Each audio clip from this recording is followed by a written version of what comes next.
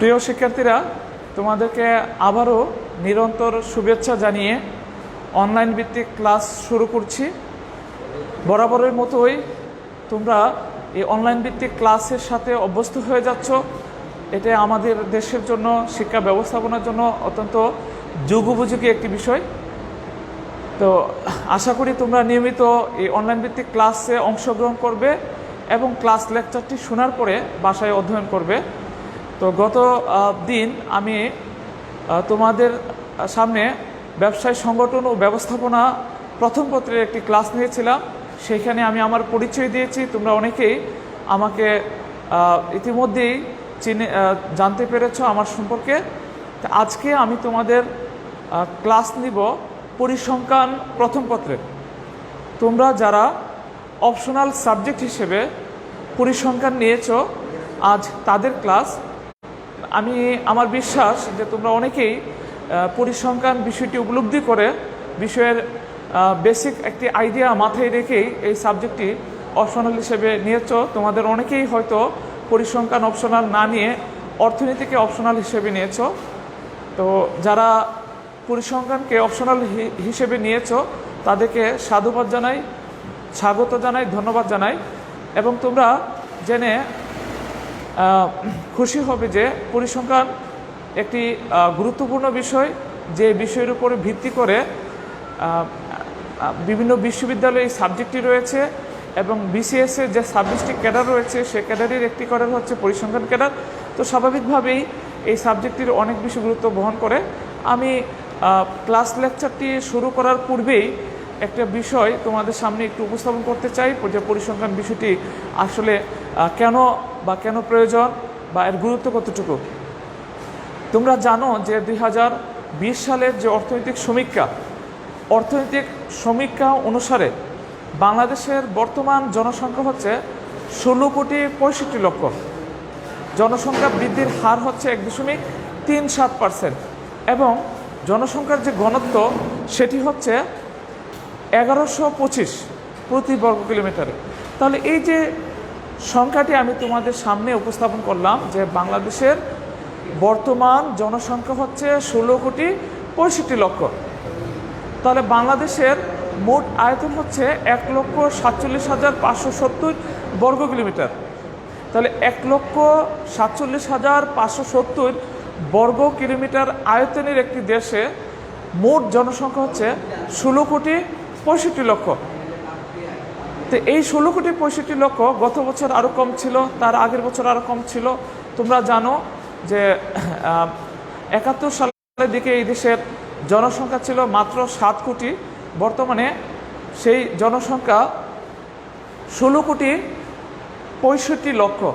1976 সালে বাংলাদেশ সরকার জনসংখ্যাকে দেশের 1 নম্বর বা প্রধান সমস্যা হিসেবে চিহ্নিত করেছে।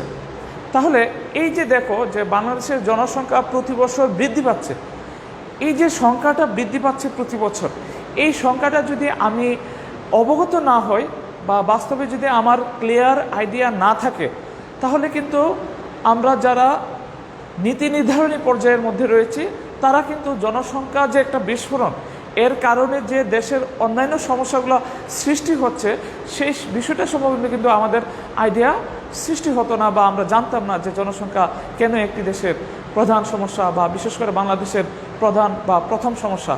তাহলে এইখানে তোমরা খেয়াল করে দেখো, তাহলে এই দেশের জনসংখ্যা হচ্ছে 16,65,00,000। তাহলে 16,65,00,000 জনসংখ্যা হওয়ার কারণেই এই দেশে আমরা নানাবিধ সমস্যা বা নানাবিধ প্রবলেমস আমরা ফেস করছি। তাহলে এই যে এখান থেকে আমরা জানতে পারছি যে প্রতি 1 বর্গ কিলোমিটারে 1125 জন লোক বাস করে এবং জনসংখ্যা এই যে বৃদ্ধির হার, সেই বৃদ্ধির হার হচ্ছে 1.37%। আবার প্রিয় শিক্ষার্থীরা, তোমরা খেয়াল করে দেখো যে তোমরা হরহামেশাই বলো যে এখন চীনা প্রোডাক্ট বা চীনা পণ্যে বাজার সয়লাভ হয়ে গেছে। তাহলে চীন থেকে কী পরিমাণ পণ্য আমাদের দেশে আনয়ন করা হয় সেটি কিন্তু যদি আমরা পরিসংখ্যানের মাধ্যমে তথ্যটা সংগ্রহ না করি তাহলে কিন্তু ক্লিয়ার একটা আইডিয়া আমাদের কাছে আসবে না। যেমন এই সম্পর্কিত তথ্য জানার কারণেই আমরা এখন বলতে পারছি যে চীন থেকে আমরা সবচেয়ে বেশি পরিমাণে পণ্য আমদানি করে থাকি এবং সবচেয়ে বেশি পরিমাণে পণ্য রপ্তানি করে থাকি যুক্তরাষ্ট্রে। এবং সর্বোচ্চ যে রেমিটেন্স, বিদেশ থেকে যারা টাকা ইনকাম করে সেই টাকা আমরা বাংলাদেশে পাই, কী পরিমাণ টাকা পাই, কোন দেশ থেকে কত টাকা পাই, সেই তথ্য কিন্তু আমরা পাই পরিসংখ্যানের মাধ্যমে। তাহলে প্রিয় শিক্ষার্থীরা, তোমরা ইতিমধ্যেই অনুধাবন করতে পারছো যে পরিসংখ্যান বিষয়টি কত গুরুত্বপূর্ণ। যেই কারণে বাংলাদেশ সরকারের একটি প্রতিষ্ঠান রয়েছে, যে প্রতিষ্ঠানের নাম হচ্ছে Bangladesh bureau of statistics, Bangladesh পরিসংখ্যান ব্যুরো। তাহলে পরিসংখ্যান কি বা কেন বা কতটুকু প্রয়োজন বা কেন এত গুরুত্বপূর্ণ সেই বিষয়টি আমি একটু আলোকপাত করেছি, বিস্তারিত আরও ক্লাস লেকচারের মাধ্যমে তোমাদের সামনে উপস্থাপন করব। এখন পরিসংখ্যান বলতে কি বোঝায় বা স্ট্যাটিস্টিক্স এই শব্দটার সাথে তোমরা অনেকেই পরিচিত বা পরিসংখ্যান শব্দের সাথে তোমরা অনেকেই পরিচিত, বাট এটি দ্বারা অ্যাকচুয়ালি কী মিন করে, কী বোঝায় সেটি জানা অবশ্যই উচিত একজন পরিসংখ্যান সাবজেক্টের স্টুডেন্ট হিসেবে। প্রিয় শিক্ষার্থীরা, পরিসংখ্যান মানে হচ্ছে সংখ্যা বিষয়ক বিজ্ঞান। যেমন ক্লাসের শুরুতে আমি তোমাদের বলেছি যে বাংলাদেশের বর্তমান জনসংখ্যা হচ্ছে 16,65,00,000। তাহলে তোমরা এখানে খেয়াল করছো যে এটি একটি সংখ্যা, এই সংখ্যার মাধ্যমে সারা বাংলাদেশের মানুষের মোট সংখ্যাটাকে প্রকাশ করছে। তো তার মানে পরিসংখ্যান হচ্ছে সংখ্যা বিষয়ক একটি বিজ্ঞান। তাহলে কোনো বিষয়ের সংখ্যাত্মক যে পরিমাপ, কোনো একটি বিষয়ের সংখ্যাত্মক মানে সংখ্যা দ্বারা প্রকাশ করা যায় এমন বিষয়কে আমরা কি বলছি? পরিসংখ্যান বলছি। অর্থাৎ কোনো বিষয়ের সংখ্যাত্মক যে পরিমাপ তাকে পরিসংখ্যান বলে। যদি এটাকে ইংরেজিতে বলা হয় তাহলে সেভাবে বলা হচ্ছে যে statistics is the collection, interpretation and presentation of data. তাহলে স্ট্যাটিস্টিক্স হচ্ছে কালেকশন অফ ডাটা, অর্থাৎ ডাটা সংগ্রহ, ইন্টারপ্রিটেশন অফ ডাটা, ডাটার বিশ্লেষণ বা ব্যাখ্যা, অ্যান্ড প্রেজেন্টেশন অফ ডাটা মানে ডাটার উপস্থাপন। তাহলে এই কয়েকটি বিষয়ের মাধ্যমে তোমরা স্পষ্ট হতে পারো যে পরিসংখ্যান বিষয়টা কি। ক্রক্সটন অ্যান্ড ক্রাউডেন নামে এক পরিসংখ্যানবিদ যে সংজ্ঞা প্রদান করেছেন সেটি হচ্ছে যে পরিসংখ্যান হচ্ছে কোনো সংখ্যাত্মক বিষয়ের সংগ্রহ, ব্যাখ্যা, বিশ্লেষণ ও উপস্থাপন করার বিজ্ঞান। তাহলে ক্রক্সটন ও ক্রাউডেন পরিসংখ্যান বলতে বুঝিয়েছেন যে পরিসংখ্যান হচ্ছে সংখ্যাত্মক তথ্য সংগ্রহ, উপস্থাপন, ব্যাখ্যা, বিশ্লেষণ করার একটি বিজ্ঞান। তাহলে তোমরা ইতিমধ্যেই বুঝতে পেরেছ যে পরিসংখ্যান হচ্ছে একটা সংখ্যা বিষয়ক বিজ্ঞান, যা আমি তোমাদের উদাহরণের মাধ্যমে দেখিয়ে গেছি। তোমরা এখানে খেয়াল করে দেখো যে আমি যে বললাম যে বর্তমানে বাংলাদেশের জনসংখ্যা হচ্ছে 16,65,00,000, জনসংখ্যার ঘনত্ব হচ্ছে প্রতি বর্গ কিলোমিটারে 1125 জন এবং জনসংখ্যা বৃদ্ধির হার 1.37%।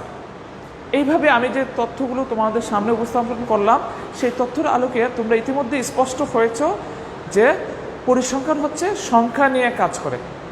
পরিসংখ্যা কী নিয়ে কাজ করে? তাহলে সংখ্যা বিষয়ক একটি বিজ্ঞান। পরিসংখ্যানকে দুইটি ক্যাটাগরিতে সংজ্ঞায়িত করা হয়। একটা হচ্ছে সংখ্যাত্মক অর্থ, আরেকটা হচ্ছে সংখ্যাত্মক পদ্ধতি। তাহলে কি বললাম যে পরিসংখ্যানকে দুটি ক্যাটাগরিতে সংজ্ঞায়িত করা হয়।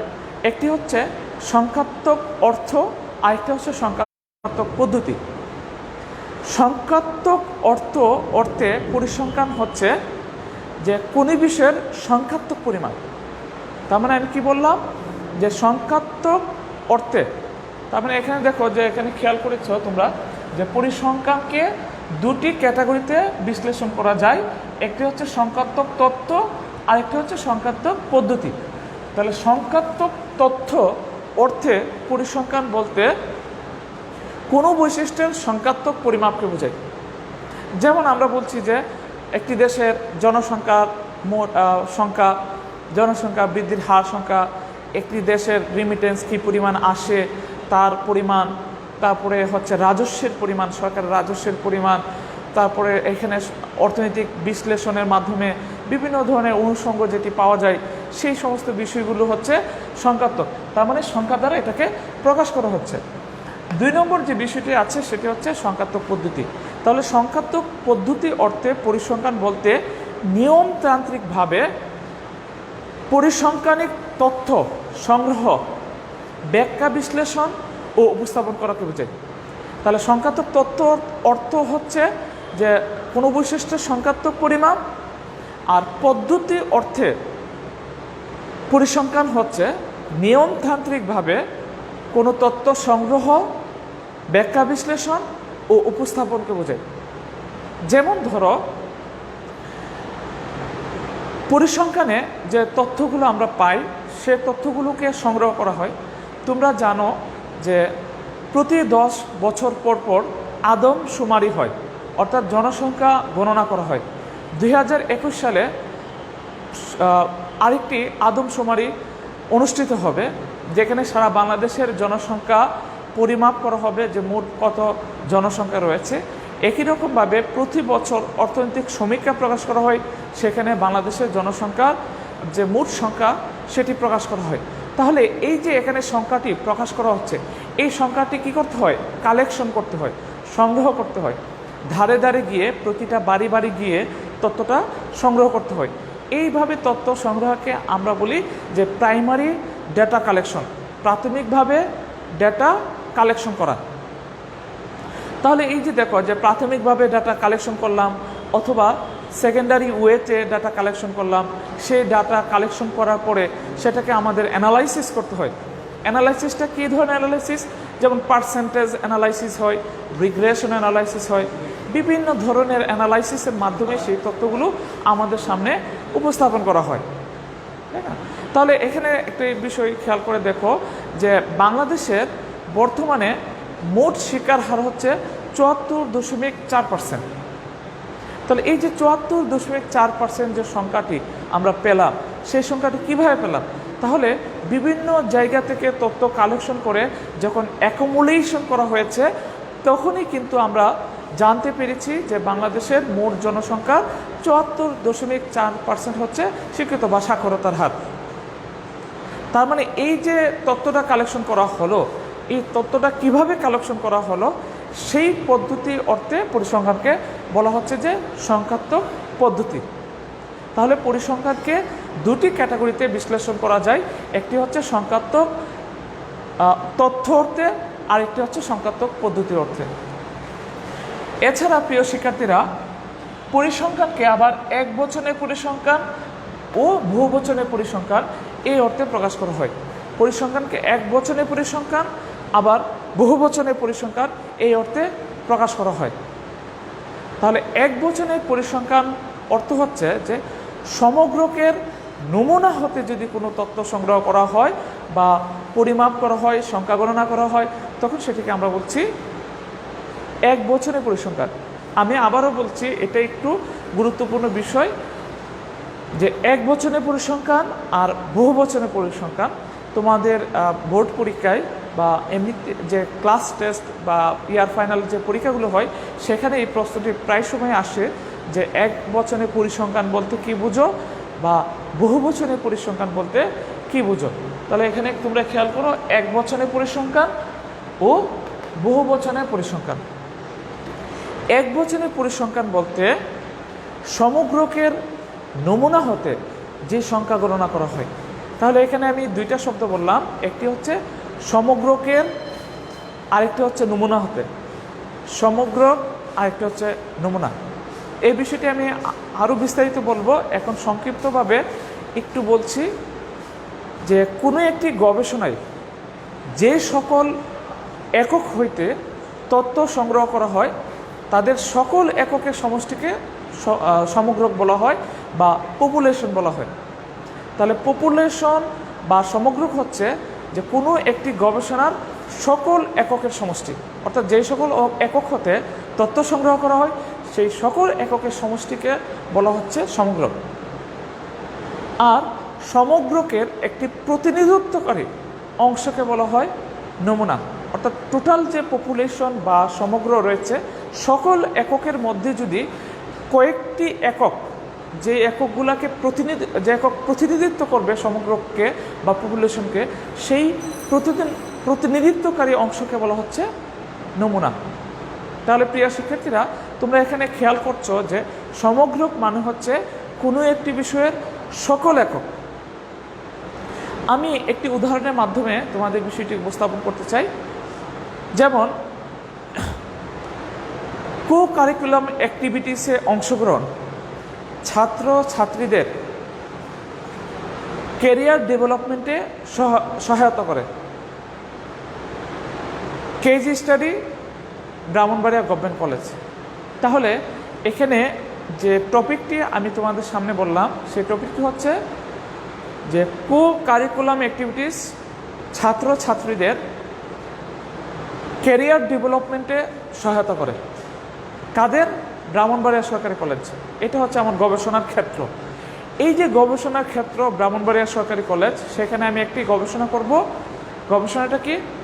যে ছাত্রছাত্রীদের কো কারিকুলাম অ্যাক্টিভিটিসে অংশগ্রহণ তাদের ক্যারিয়ারকে ডেভেলপ করে বা ক্যারিয়ার ডেভেলপমেন্টে সহায়তা করে। তাহলে এখানে খেয়াল করে দেখো যে কাদের অংশগ্রহণ? ছাত্রছাত্রীদের।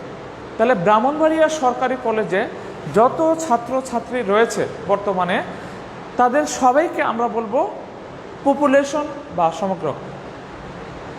এখন সকল শিক্ষার্থীদের মধ্য থেকে যদি আমরা বিভিন্ন বিভাগ বা বিভিন্ন গ্রুপ থেকে যদি বাছাই করে করে ছেলে মেয়ে মিলে যদি কিছু সংখ্যক ছাত্রছাত্রীকে আলাদা করি, তাহলে সেটি হবে নমুনা। আমি আশা করি তোমরা বিষয়টা বুঝতে পারছো যে ব্রাহ্মণবাড়িয়া সরকারি কলেজের সকল শিক্ষার্থীকে যদি তুমি গবেষণার জন্য বিবেচনা করো, তখন সেটি হবে পপুলেশন বা সমগ্র। আর যদি সকল শিক্ষার্থীকে বিবেচনায় না এনে প্রত্যেকটা ডিপার্টমেন্ট বা বিভিন্ন ক্রাইটেরিয়ার আলোকে ছেলে মেয়ে বিভিন্ন গ্রুপ থেকে বাছাই করে করে যদি প্রতিনিধিত্বকারী ছাত্রছাত্রীদেরকে যদি তুমি গবেষণার জন্য একক হিসেবে চিন্তা করো, তাহলে সেটি হবে স্যাম্পল বা নমুনা। তাহলে এক বচনের পরিসংখ্যান হচ্ছে যে সমগ্রকের নমুনা হইতে যে সংখ্যা গণনা করা হয়। যেমন আমরা বলতে পারি যে নমুনা গড়, অ্যাভারেজ যে সংখ্যাটি আমরা পাই, যে মিন মিডিয়ান মুড। তার মানে হচ্ছে মিন হচ্ছে গড়, মধ্যমা, প্রচুরক। গড়, মধ্যমা, প্রচুরক, এই যে তিনটি শব্দ বললাম, এইগুলাকে আমরা বলি এক বছরে পরিসংখ্যান। পরিমিত ব্যবধান, স্ট্যান্ডার্ড ডেভিয়েশন, বিস্তার পরিমাপ, এই যে শব্দগুলো বললাম, এই শব্দগুলোকে আমরা বলছি যে এক বছরে পরিসংখ্যান। আর বহু বচনের পরিসংখ্যান হচ্ছে পরিসংখ্যানের তথ্যগুলোর সামষ্টিক পরিমাপ বা মোট পরিমাণ বা সমষ্টি, অর্থাৎ মোট যে এককগুলো ব্যবহার করা হয় তাদের সকল সমষ্টিকে বহুবচনের পরিসংখ্যান বলা হয়। তাহলে কোনো বৈশিষ্ট্যের পরিমাপ সূচক যে মোট সংখ্যাটা থাকে, সেই সংখ্যাটাকে আমরা বলি বহুবচনের পরিসংখ্যান। তাহলে কোনো বৈশিষ্ট্যের পরিমাপ সূচক সংখ্যাকে বহুবচনের পরিসংখ্যান বলে। যেমন আমি তোমাদের বলতে পারি যে বাংলাদেশের মোট জনসংখ্যা, এটাকে আমরা বলছি বহুবচনের পরিসংখ্যান। বাংলাদেশের মোট জনসংখ্যা, মোট রাজস্ব, মোট ব্যয়, তাই না, মোট রেমিটেন্স, মোট আমদানি ব্যয়, মোট রপ্তানি ব্যয়, এই যে সংখ্যাটি আমি তোমাদের সামনে উপস্থাপন করলাম, সেটিকে আমরা বলছি যে বহুবচনের পরিসংখ্যান। আশা করি তোমরা আমার লেকচারের মাধ্যমে বুঝতে পারছো যে পরিসংখ্যান কাকে বলে, এক বচনের পরিসংখ্যান কি, বহু বচনের পরিসংখ্যান কি, সংখ্যাত্মক তথ্য অর্থে পরিসংখ্যান কি, সংখ্যাত্মক পদ্ধতি অর্থে পরিসংখ্যান কি। প্রিয় শিক্ষার্থীরা, আমি এখন আলোচনা করব পরিসংখ্যানের উৎপত্তি নিয়ে।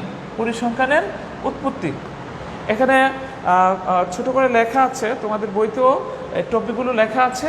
তারপরে আমি তোমাদের সামনে বলছি যে পরিসংখ্যানের উৎপত্তি।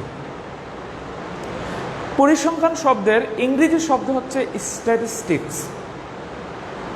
পরিসংখ্যান বা স্ট্যাটিস্টিক্স শব্দটি ল্যাটিন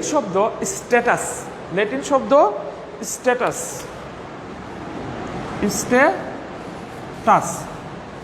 ল্যাটিন শব্দ স্ট্যাটাস, ইতালীয় শব্দ স্ট্যাটিস্টা, স্ট্যাটিস্টা, স্ট্যাটিস্টা, স্ট্যাটিস্টা, এবং জার্মানি শব্দ স্ট্যাটিস্টিক, স্ট্যাটিস্টিক শব্দটা খেয়াল করো তোমরা, স্ট্যাটিস্টিক। তাহলে পরিসংখ্যান যে শব্দটা, এই শব্দটা আসে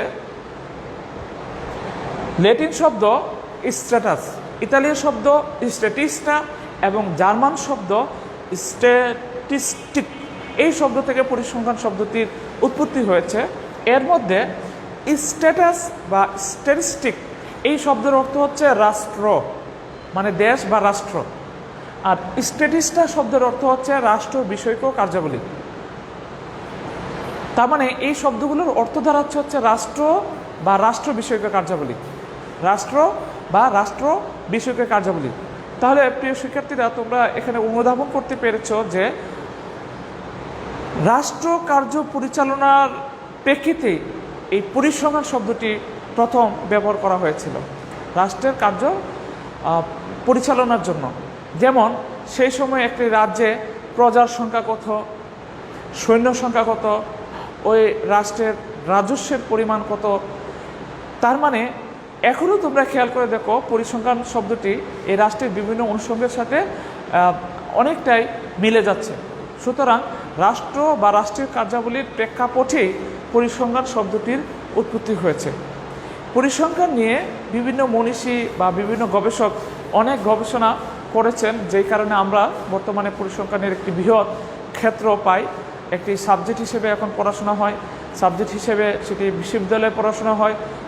এই সাবজেক্টকে ঘিরে সরকারি বিভিন্ন প্রতিষ্ঠান রয়েছে, বেসরকারি বিভিন্ন প্রতিষ্ঠান রয়েছে। তাহলে প্রিয় শিক্ষার্থীরা, এই বিভিন্ন মনীষীরা যেই অবদানটা রেখেছে, সেই অবদানটি পরিসংখ্যানের উন্নয়নে অনেক বেশি ভূমিকা পালন করেছে। তার মধ্যে সবচেয়ে বেশি যে ভূমিকা পালন করেছে তার নাম হচ্ছে আর.এ. ফিশার। আর এই জন্যই আর.এ. ফিশারকে পরিসংখ্যানের জনক হিসেবে বিবেচনা করা হয়, পরিসংখ্যানের জনক হিসেবে বিবেচনা করা হয় আর.এ. ফিশারকে। তাহলে তোমরা ইতিমধ্যেই বুঝতে পেরেছো যে পরিসংখ্যানের উৎপত্তি কিভাবে হয়েছে এবং পরিসংখ্যানের জনক কাকে বলা হয়। প্রিয় শিক্ষার্থীরা, এখন আমি তোমাদের সামনে উপস্থাপন করব পরিসংখ্যানের কিছু বৈশিষ্ট্য। তোমরা এখানে খেয়াল করো যে পরিসংখ্যানের বৈশিষ্ট্য, প্রথম বৈশিষ্ট্যটা তোমরা খেয়াল করে দেখো যে সংখ্যাসূচক প্রকাশ। কি বললাম?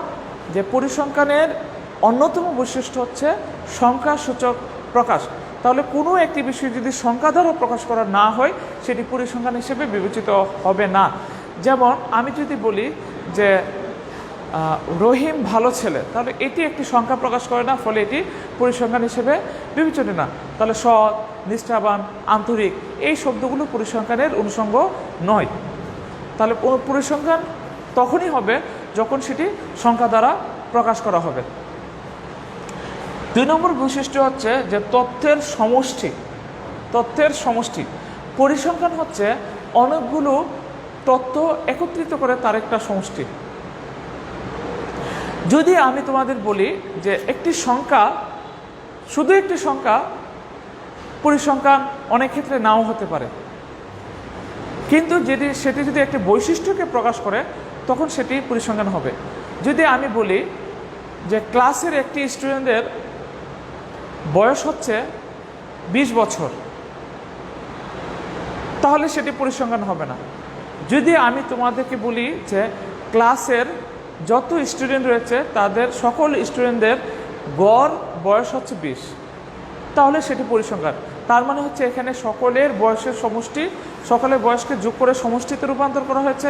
এই সমষ্টি থেকে আমরা পেলাম গড় বা অন্যান্য উপাদানগুলো পেয়ে থাকি। তার মানে প্রিয় শিক্ষার্থীরা, তোমরা এখানে বুঝতে পারছো যে পরিসংখ্যান হচ্ছে একটি তথ্যের সমষ্টি, অর্থাৎ এখানে একটা তথ্যের সমষ্টি থাকবে। যেমন আমি একজন জনসংখ্যার অন্তর্ভুক্ত একজন মানুষ, যারা শুনছো তোমরা মানুষ, তাহলে এই মানুষ একজন করে, এটা কিন্তু পরিসংখ্যান না। যখন সারা বাংলাদেশের মানুষকে গণনা করা হবে তখন আমরা যে সংখ্যাটি পাই 16,65,00,000 বর্তমান জনসংখ্যা, এই 16,65,00,000 হচ্ছে পরিসংখ্যান। তাহলে সেটি হচ্ছে সমষ্টি। 3 নম্বর বৈশিষ্ট্য হচ্ছে অনুসন্ধান। অনুসন্ধান, এখানে প্রিয় শিক্ষার্থীরা খেয়াল করো যে পরিসংখ্যানের তথ্যগুলো প্রথমে কি করতে হয়, কালেকশন বা সংগ্রহ করতে হয়। এটা প্রাইমারি ডাটা হয়, সেকেন্ডারি ডাটা হয়। তার মানে পরিসংখ্যানের তথ্যটাকে যে সংগ্রহ করতে হয়, সংগ্রহ করার জন্য অনুসন্ধান বা খোঁজ করার প্রয়োজন রয়েছে। এই জন্য এটি পরিসংখ্যানের একটি অন্যতম বৈশিষ্ট্য।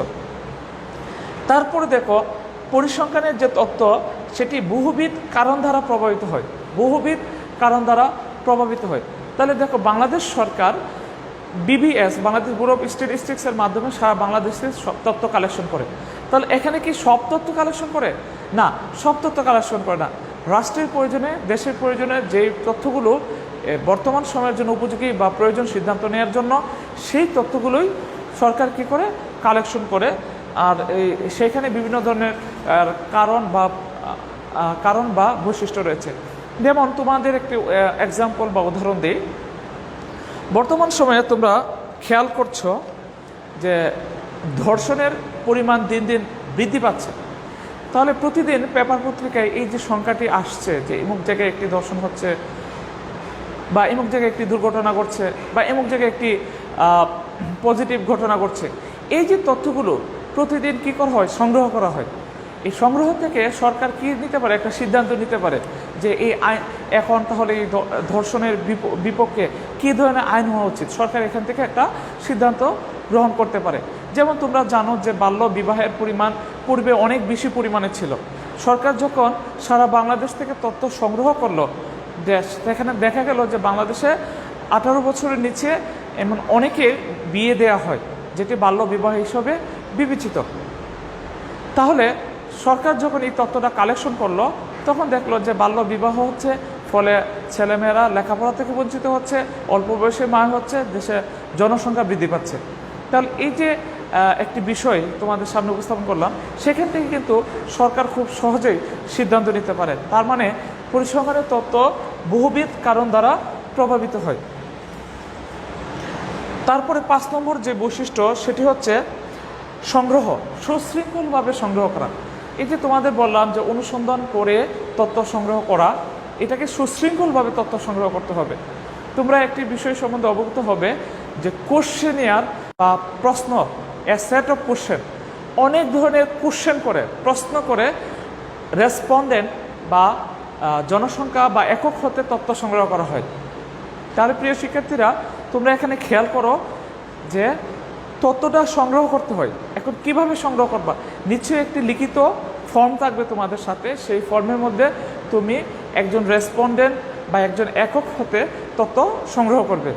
তাহলে সেটাকে আমরা বলছি যে সুশৃঙ্খলভাবে সংগ্রহ করা। তারপরে দেখো যে তুলনাযোগ্য পরিসংখ্যানের এই যে তথ্যটা, সেটা কি হবে, তুলনাযোগ্য হতে হবে, সহজ হতে হবে, পরিমাপযোগ্য হতে হবে। যেমন জনসংখ্যা বৃদ্ধির হার হচ্ছে 1.3%। যদি তুমি পূর্ব দিকে ফিরে যাও যে 1970-80 দশকে, সেই জনসংখ্যা বৃদ্ধির হার কিন্তু অনেক বেশি পরিমাণে ছিল, প্রায় 2% বা তার চেয়ে বেশি ছিল। বর্তমানে হচ্ছে 1.37%। মূল জনসংখ্যা ছিল সেই সময় 7,71,00,000 সালে, বর্তমানে হচ্ছে 16,65,00,000। তাহলে এখান থেকে তোমরা অনুধাবন করতে পারছো যে আগের তথ্যের সাথে বর্তমান তথ্যের একটা তুলনামূলক চিত্র সেখানে উপস্থাপন করা যাচ্ছে। এজন্য আমরা বলছি যে পরিসংখ্যানের তথ্য হচ্ছে তুলনাযোগ্য। পরিমাপে সঠিকতা। পরিসংখ্যানের যে তথ্যগুলো কালেকশন করা হয়, সেই তথ্যগুলোকে ব্যাখ্যা এবং বিশ্লেষণের মাধ্যমে উপস্থাপন করতে হয় পরবর্তী সিদ্ধান্ত গ্রহণের জন্য। তাহলে প্রিয় শিক্ষার্থীরা, তোমরা এখানে খেয়াল করে দেখো যে পরিসংখ্যানের যে তথ্যগুলো পাওয়া যায় সারা বাংলাদেশ থেকে সংগ্রহ করে, বা যে গবেষণা করে, সে গবেষণার উপর ভিত্তি করে যে তথ্যগুলো সংগ্রহ করে, সেই তথ্যগুলোকে তিনি কিন্তু ব্যাখ্যা করেন এবং বিশ্লেষণ করেন। তাহলে সেই ব্যাখ্যা এবং বিশ্লেষণ করার জন্য তাকে বিভিন্ন ধরনের টুলস বা বিভিন্ন ধরনের টেকনিক অ্যাপ্লাই করতে হয়, বিভিন্ন ধরনের টুলস বা বিভিন্ন ধরনের টেকনিক অ্যাপ্লাই করতে হয়। যেমন পার্সেন্টেজ অ্যানালাইসিস। এই যে তোমাদেরকে আমি বললাম যে বাংলাদেশে বর্তমানে জনসংখ্যা বৃদ্ধির হার হচ্ছে 1.37%। এই যে পার্সেন্ট রূপান্তর করা হলো, এটাকে আমরা বলি পার্সেন্টেজ অ্যানালাইসিস। তারপরে বিভিন্ন ধরনের ফ্যাক্টর রয়েছে, ইন্ডিপেন্ডেন্ট ভেরিয়েবল রয়েছে, ডিপেন্ডেন্ট ভেরিয়েবল রয়েছে। এই ইন্ডিপেন্ডেন্ট ভেরিয়েবলের উপরে ভিত্তি করে রিগ্রেশন অ্যানালাইসিস হয়। যাই হোক, তো এই ধরনের অ্যানালাইসিসের মাধ্যমে তথ্যের সঠিকতা পরিমাপ করা হয়, যেটাকে আমরা বলছি যে তথ্যের সঠিকতা পরিমাপ পরিসংখ্যানের একটি অন্যতম বৈশিষ্ট্য। আশা করি প্রিয় শিক্ষার্থীরা লেকচারের মাধ্যমে, অনলাইন এই লেকচারের মাধ্যমে তোমরা অনুধাবন করতে পেরেছো, রিয়েলাইজ করতে পেরেছো যে পরিসংখ্যানের বৈশিষ্ট্যগুলো কী কী। একটি বিষয়ের বৈশিষ্ট্যগুলো যদি তোমরা অনুধাবন করতে পারো, তাহলে ওই বিষয় সম্পর্কে তোমাদের একটি সম্যক বা প্রাথমিক ধারণা সৃষ্টি হবে। তাহলে প্রিয় শিক্ষার্থীরা বাসায় তোমরা এই বৈশিষ্ট্যগুলো আবারও অধ্যয়ন করবে। অধ্যয়ন করলে তোমরা খুব সহজেই এই বৈশিষ্ট্যগুলো সম্বন্ধে তোমাদের একটি আইডিয়া সৃষ্টি হবে। প্রিয় শিক্ষার্থীরা, এখন আমি তোমাদের সামনে আলোচনা করব পরিসংখ্যানের কিছু গুরুত্ব বা প্রয়োজনীয়তা নিয়ে বা কার্যাবলী নিয়ে। প্রথমটাই তোমরা খেয়াল করে দেখো যে মানব কল্যাণে পরিসংখ্যান, এটি খুব স্বাভাবিক একটি বিষয় যে পরিসংখ্যানের এই যে বিষয়টি আমরা অধ্যয়ন করি, গবেষণা করি বা শিক্ষার্থীরা শিখে, এটির অন্যতম একটি বিষয় হচ্ছে মানব কল্যাণ। যেমন পরিসংখ্যানের তথ্যের উপর ভিত্তি করে সরকারকে অনেক ধরনের সিদ্ধান্ত নিতে হয়। যেমন বাংলাদেশ চীন থেকে সবচেয়ে বেশি আমদানি করে। যেহেতু চীন থেকে সবচেয়ে বেশি আমদানি করে, তার মানে চীনের সাথে আমাদের ট্রেড বা বাণিজ্যের একটা ঘাটতি বিরাজমান। অর্থাৎ আমরা যেই পরিমাণ আমদানি করি চীন থেকে, সেই পরিমাণ চীনে রপ্তানি করি না। তাহলে অথবা বহির্বিশ্বে আমরা যেই পরিমাণ আমদানি করি আবার যেই পরিমাণ রপ্তানি করি, সেটার চিত্র যদি একত্রিত করা হয়, তাহলে আমরা দেখতে পাবো যে বাংলাদেশে রপ্তানির তুলনায় আমদানি বেশি, রপ্তানির তুলনায় আমদানি বেশি। তো ফলে কি করতে পারে সরকার? এই সমস্ত বিষয়গুলো মাথায় রেখে সিদ্ধান্ত গ্রহণ করতে পারে, যা মানব কল্যাণে অভূতপূর্ব ভূমিকা পালন করে। 2 নম্বর দেখো পরিকল্পনা গ্রহণে। একটি প্রতিষ্ঠানে যদি পরিসংখ্যানের মাধ্যমে তথ্য কালেকশন করা যায়, তাহলে সেই প্রতিষ্ঠানের ঊর্ধ্বতন কর্তৃপক্ষ খুব সহজেই পরিকল্পনা প্রণয়নও করতে পারে, পরিকল্পনা গ্রহণ করতে পারে। তাহলে পরিকল্পনা প্রণয়ন এবং গ্রহণে পরিসংখ্যানের যে তথ্য, সেটি অত্যন্ত গুরুত্বপূর্ণ ভূমিকা পালন করে। 3 নম্বর যে গুরুত্বটা রয়েছে সেটি হচ্ছে সিদ্ধান্ত গ্রহণে। তোমরা জানো যে সরকার অনেক ক্ষেত্রেই সিদ্ধান্ত গ্রহণ করে, বিভিন্ন প্রতিষ্ঠান সিদ্ধান্ত গ্রহণ করে, ঊর্ধ্বতন কর্তৃপক্ষ সিদ্ধান্ত গ্রহণ করে।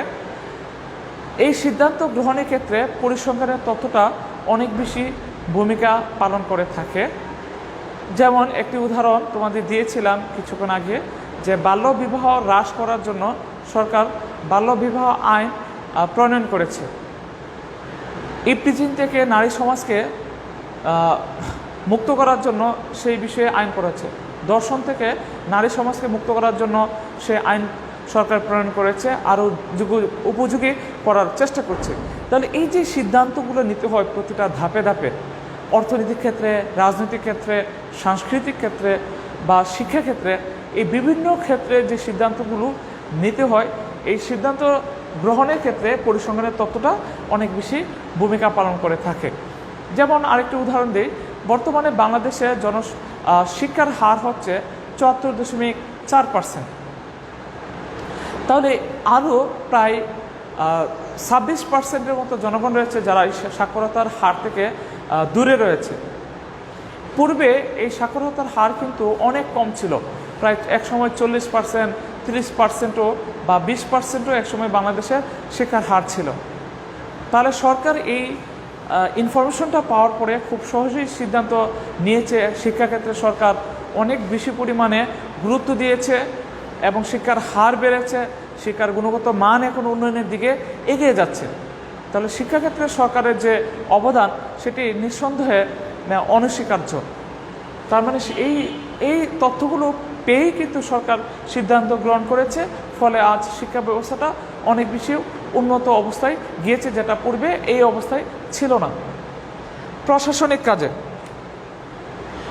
একটি প্রতিষ্ঠানের যে প্রশাসনিক কার্যাবলীগুলো রয়েছে, এই প্রশাসনিক কাজের ক্ষেত্রে ঊর্ধ্বতন কর্তৃপক্ষ তখনই সিদ্ধান্ত নিতে পারে বা প্রশাসনিক কার্য সুষ্ঠুভাবে পরিচালনা করতে পারে যখন তার কাছে পরিসংখ্যানের তথ্য রয়েছে।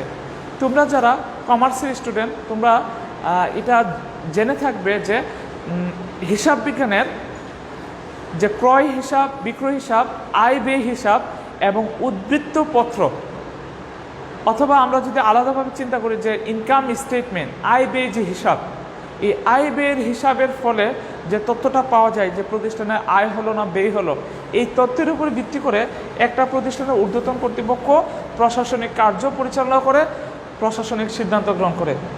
অর্থনৈতিক বিশ্লেষণে বিভিন্ন ধরনের অর্থনৈতিক বিশ্লেষণে এই পরিসংখ্যানের তথ্য ব্যবহার করা হয়, বিভিন্ন ধরনের অর্থনৈতিক তথ্য বিশ্লেষণে। যেমন তোমাদের আমি বললাম যে বাংলাদেশ সবচেয়ে বেশি আমদানি করে চীন থেকে, সবচেয়ে বেশি রপ্তানি করে যুক্তরাষ্ট্রে, বাংলাদেশের সাথে বাণিজ্য ঘাটতি সবচেয়ে বেশি চীনের সাথে, বাণিজ্য উদ্বৃত্ত খুব বেশি একটা দেশের সাথে আমাদের নেই, এবং বাংলাদেশ সবচেয়ে বেশি রেমিটেন্স আহরণ করে সৌদি আরব থেকে, এবং বাংলাদেশ 146টি দেশে ওষুধ রপ্তানি করে। এই যে তথ্যগুলো আমি তোমাদের সামনে উপস্থাপন করলাম, এই তথ্যগুলো একজন অর্থনীতিবিদ বিশ্লেষণ করে বাংলাদেশের জন্য করণীয় যে কার্য সেটি সে নির্ধারণ করতে পারে বা প্রণয়ন করতে পারে। তার মানে অর্থনৈতিক বিশ্লেষণের ক্ষেত্রে এই পরিসংখ্যানের তথ্যটা অনেক বেশি ভূমিকা পালন করে থাকে। প্রিয় শিক্ষার্থীরা, আরও কয়েকটি বিষয় রয়েছে, যেমন বৈজ্ঞানিক কাজে যারা বিজ্ঞান নিয়ে কাজ করে, গবেষণা নিয়ে কাজ করে, তারাও অনেক ক্ষেত্রে পরিসংখ্যানের তথ্যটি ব্যবহার করে থাকে তাদের বিভিন্ন বৈজ্ঞানিক কর্মকাণ্ড পরিচালনার জন্য। তারপরে হচ্ছে শিল্পক্ষেত্রে তোমরা জানো যে একটি প্রতিষ্ঠানের শিল্প উৎপাদন কী পর্যায়ে হয়েছে, কী পর্যায়ে হচ্ছে, দৈনিক উৎপাদন কত, মাসিক উৎপাদন কত, বাৎসরিক উৎপাদন কত, আবার উৎপাদনের বিপরীতে কী পরিমাণ পণ্য বিক্রয় করা হয়েছে, দৈনিক বিক্রয় কত, মাসিক বিক্রয় কত এবং বাৎসরিকভাবে কত বিক্রয় করা হয়েছে। এই যে তথ্যগুলো, সেই তথ্যগুলো একটা শিল্পক্ষেত্রে অনেক ভূমিকা পালন করে থাকে। আর শিল্পক্ষেত্রে ভূমিকা পালন করে বলেই সেটি আস্তে আস্তে কি হয় যে ব্যবসায়িক ক্ষেত্রেও সেটি ভূমিকা পালন করে থাকে। যেমন ধরো, একটি প্রোডাক্ট বাজারে লঞ্চ করার পরে সেই প্রোডাক্টে কত মানুষ বা কত হাউসহোল্ড বা পরিবার ব্যবহার করছে, সেই তথ্যটা যদি কালেকশন করা হয়, তাহলে একটি প্রতিষ্ঠান খুব সহজেই বুঝতে পারবে যে এই প্রোডাক্ট পরবর্তীতে উৎপাদন করা উচিত হবে কিনা। যেমন দেখো যে বাংলাদেশে যে প্রোডাক্টগুলো আমরা ইউজ করছি, বিশেষ করে কসমেটিক্স আইটেম, একটু উদাহরণ দিই যে কসকো সাবান, তোমরা অনেকেই এই নামটা শুনেছ বা ছোটোবেলায় দেখেছ যে এক সময় কসকো সাবান অনেক বেশি পরিমাণে বাজারে বিক্রি করা হতো, কিন্তু বর্তমানে এই কসকো সাবানটি এত বেশি পরিমাণে বিক্রয় করা হচ্ছে না। যদি এমনটা হতো যে বাজারে বিক্রয় হচ্ছে কি হচ্ছে না এই তথ্যটা কালেকশন না করে একজন উৎপাদনকারী যদি এই কসকো সাবান উৎপাদন করতো, তাহলে কিন্তু সে লসের বা ক্ষতির সম্মুখীন হতো। তার মানে ব্যবসা বাণিজ্যের ক্ষেত্রেও এই পরিসংখ্যান অত্যন্ত গুরুত্বপূর্ণ ভূমিকা পালন করে থাকে। এরপরে পরিসংখ্যানের এই তথ্যটা এক ব্যবসায়ের ক্ষেত্রে, বিভিন্ন প্রতিষ্ঠানের ক্ষেত্রে, সরকারি বিভিন্ন প্রতিষ্ঠানের ক্ষেত্রে পূর্ব থেকেই একটি ধারণা লাভের ক্ষেত্রে ভূমিকা পালন করে থাকে, অর্থাৎ পূর্বাভাস পায়, আগে থেকেই বুঝতে পারে যে একটি প্রতিষ্ঠান কোন দিকে যাচ্ছে, প্রতিষ্ঠানে লাভ হবে না ক্ষতি হবে, সেটা পরিসংখ্যানের তথ্য থেকে বোঝা যায়। সরকার যেমন তার প্রতিষ্ঠান বাংলাদেশ ব্যুরো অফ স্ট্যাটিস্টিক্সের মাধ্যমে পরিসংখ্যানের তথ্য পায়, ঠিক তেমনিভাবে বেসরকারি যে শিল্প প্রতিষ্ঠান বা ব্যবসায়িক প্রতিষ্ঠান রয়েছে, তারাও বিভিন্ন প্রতিষ্ঠানের মাধ্যমে, যেমন বর্তমানে বাংলাদেশে ওয়ার্জি কোয়েস্ট, নেলসন নামে প্রতিষ্ঠান রয়েছে, তারা বিভিন্ন ধরনের গবেষণা করে পরিসংখ্যানের তথ্য সংগ্রহ করে থাকে। তাহলে সেই তথ্য একটি প্রতিষ্ঠানকে পূর্ব থেকেই পূর্বাভাস পেতে সহযোগিতা করে। এটি একটি বিষয়, অর্থাৎ পূর্বাভাস প্রদানের ক্ষেত্রে বা পাওয়ার ক্ষেত্রে পরিসংখ্যানের তথ্য ভূমিকা পালন করে থাকে। এছাড়া আরেকটি বিষয় রয়েছে যে একাধিক তথ্যের তুলনা করার কাজে পরিসংখ্যানের এই তথ্য ব্যবহার করা হয়। তাহলে আমরা জানি যে বর্তমানে বাংলাদেশের জনসংখ্যা 16,65,00,000, পূর্বে আরও কম ছিল। তার মানে এই যে জনসংখ্যা পূর্বে কম ছিল এখন বেড়ে যাচ্ছে, এই যে তুলনামূলক চিত্র, এই চিত্রটি পাওয়া যায় পরিসংখ্যানের তথ্য থেকে। আমি তোমাদের সামনে এখন সংক্ষিপ্তভাবে বাংলাদেশ পরিসংখ্যান BBS বাংলাদেশ ব্যুরো অফ স্ট্যাটিস্টিক্সের মাধ্যমে যে কয়েকটি তথ্য তোমাদের সামনে উপস্থাপন করতে চাই, যেটি 2020 সালে অর্থনৈতিক সমীক্ষা হিসেবে প্রকাশ করা হয়েছে। অর্থনৈতিক সমীক্ষা 2020 অনুসারে বর্তমানে বাংলাদেশের জনসংখ্যা হচ্ছে 16,65,00,000। জনসংখ্যা বৃদ্ধির হার হচ্ছে 1.37% এবং জনসংখ্যার ঘনত্ব প্রতি বর্গ কিলোমিটারে 1125। বাংলাদেশে বর্তমানে গড় আয় হচ্ছে 72.2 বছর, 72.2 বছর, যেখানে পুরুষের গড় আয় হচ্ছে 72.1 এবং নারীদের গড় আয় হচ্ছে 74.2%। এবং বর্তমানে সাক্ষরতার হার হচ্ছে 74.4%। এইভাবে আরও অনেক অনুষঙ্গ রয়েছে, যেমন বর্তমান বাংলাদেশ সবচেয়ে বেশি বৈদেশিক মুদ্রা আহরণ করে, রেমিটেন্স আহরণ করে সৌদি আরব থেকে, সবচেয়ে বেশি আমদানি করে চীন থেকে, সবচেয়ে বেশি রপ্তানি করে যুক্তরাষ্ট্রে, এবং বাংলাদেশ থেকে 146টি দেশে ওষুধ রপ্তানি করা হয়। এবং বাংলাদেশে বর্তমানে মোট ব্যাংকের সংখ্যা আছে 66টি। এই যে সংখ্যাগুলো তোমাদের বললাম, এইভাবে আরও অনেক ধরনের বৈশিষ্ট্য প্রকাশ করা হয়েছে অর্থনৈতিক সমীক্ষা 2020-এ। যেমন প্রতি একটা পরিবারে কতজন লোক বাস করে, কতজন মানুষের বিপরীতে একজন শিক্ষক রয়েছে, কতজন মানুষের বিপরীতে একজন ডাক্তার রয়েছে, কতজন মানুষের বিপরীতে হাসপাতালে একটি শয্যা রয়েছে, কতজন মানুষ বিশুদ্ধ পানি ব্যবহার করে, কতজন মানুষ স্বাস্থ্যসম্মত টয়লেট ইউজ করে। এই ধরনের বিভিন্ন ধরনের তথ্য সেখানে উপস্থাপন করা আছে। তো আশা করি আজকে ক্লাসের মাধ্যমে তোমরা অনুধাবন করতে পেরেছো, বুঝতে পেরেছো যে পরিসংখ্যান কী, পরিসংখ্যানের গুরুত্ব কী, পরিসংখ্যানের বৈশিষ্ট্যগুলো কী কী। আগামী ক্লাসে আমি তোমাদের পরিসংখ্যানের বেশ কিছু অনুষঙ্গ রয়েছে, বিষয় রয়েছে, সেই বিষয়গুলো তোমাদের সামনে উপস্থাপন করব। যেমন চলক কী, ধ্রুবক কী, ডেটা কী, ইনফরমেশন কী, আদমশুমারি কী, সমগ্র কী বা পপুলেশন কী, নমুনা কী, স্যাম্পল কী, এই শব্দগুলো উল্লেখ করব। প্রিয় শিক্ষার্থীরা, তোমাদের ক্লাস এখানে শেষ করছি। ক্লাস লেকচার শেষ করার আগে তোমাদের একটি বিষয় একটু স্পষ্ট করে দিতে চাই যে তোমরা পরিসংখ্যানের বিষয়টি যেহেতু তোমাদের একেবারেই নতুন, আগে এই সাবজেক্টের সাথে তোমাদের পরিচিত হয়নি, এই জন্য তোমাদেরকে এই সাবজেক্টটি খুব মনোযোগ সহকারে প্রত্যেকটি টার্ম বুঝে বুঝে পড়তে হবে, তাহলে তোমরা খুব ভালো করতে পারবে পরীক্ষায়। এছাড়া তোমাদের যদি কোনো প্রবলেম হয় আমাকে ইনবক্সে তোমরা মেসেজ পাঠাতে পারো, আমি তোমাদের সর্বোচ্চ চেষ্টা করব তোমাদের উত্তর প্রদানের জন্য। আর আরেকটি বিষয় হচ্ছে, তোমরা অনেকে হয়তো বা প্রশ্ন করতে পারো যে এই পরিসংখ্যানের কী বই কিনবো। আমি সাধারণভাবে বই সাজেস্ট করাটা খুব একটা পছন্দ করি না, তোমরা নিজেরা অধ্যয়ন করে সেই বই কেনা এটাই উচিত ছিল। কিন্তু তারপরে আমি কয়েকটি বইয়ের নাম বলছি, যেমন আবুল কালাম আজাদ স্যারের একটি বই রয়েছে, সেটি তোমরা দেখতে পারো। অক্ষরপত্র প্রকাশনীর বই রয়েছে, সেটি দেখতে পারো। পাঞ্জেরির প্রকাশনীর বই রয়েছে, সেটি দেখতে পারো। অর্থাৎ তোমরা কয়েকটি বই যাচাই বাছাই করে সেই বইগুলো তোমরা কিনে ফেলতে পারো। তো সাধারণভাবে বোর্ডের অনুমোদিত বই হচ্ছে অক্ষরপত্র প্রকাশনী আর হচ্ছে আবুল কালাম আজাদ স্যারের বই। তো আশা করি প্রিয় শিক্ষার্থীরা তোমরা খুব মনোযোগ সহকারে লেকচারটি শুনেছ। তোমাদের সবাইকে আমি ধন্যবাদ জানাচ্ছি যে অনেক ধৈর্য সহকারে কষ্ট করে লেকচারটি শুনেছ। তো আমি আশা করবো যে এই লেকচারের উপর ভিত্তি করে তোমরা বাসায় অধ্যয়ন করবে। তোমরা সবাই ভালো থেকো, সুস্থ থেকো। সবাইকে অসংখ্য ধন্যবাদ জানিয়ে আমি এখানেই বিদায় নিচ্ছি। ধন্যবাদ সবাইকে।